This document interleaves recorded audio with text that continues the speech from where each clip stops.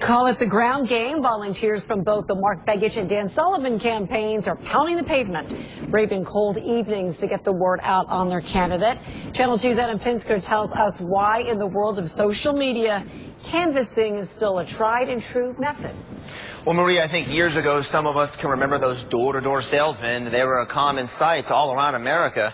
But in campaign season, there are still people out selling a message.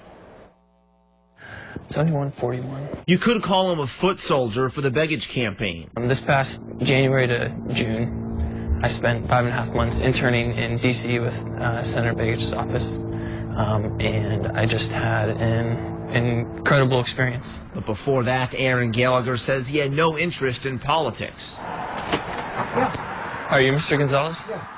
Hi, Mr. Gonzalez. My name is Aaron. I'm volunteering with the Alaska Democratic Party. Aaron is one of hundreds of volunteers fanned out across the state who are trying to convince undecided voters or Begich supporters to show up at the polls. And those volunteers span all demographics from both sides. If you're going to vote today, would you vote for Dan Sullivan or Mark Begich?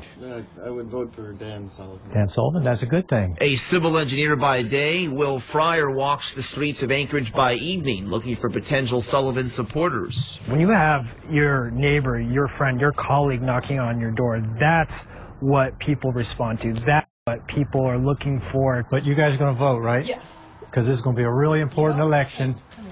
And it's going to be close, so we need everybody. In an era of big money TV, internet, and radio campaign blitzes, interpersonal contact is still a critical part of both campaigns. The Alaska Democratic Party was one of the first state groups to invest in good data and door knocking. We've always run those grassroots campaigns.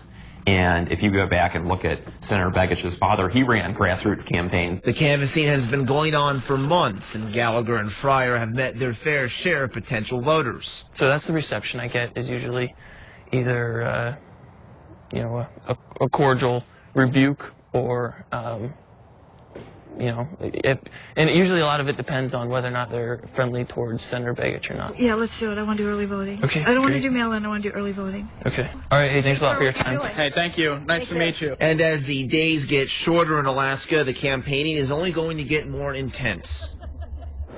And both campaigns say they collect data from interested supporters and follow up with them before Election Day. They remind them about where to find early voting materials along with information about their candidates and polling locations. Mike?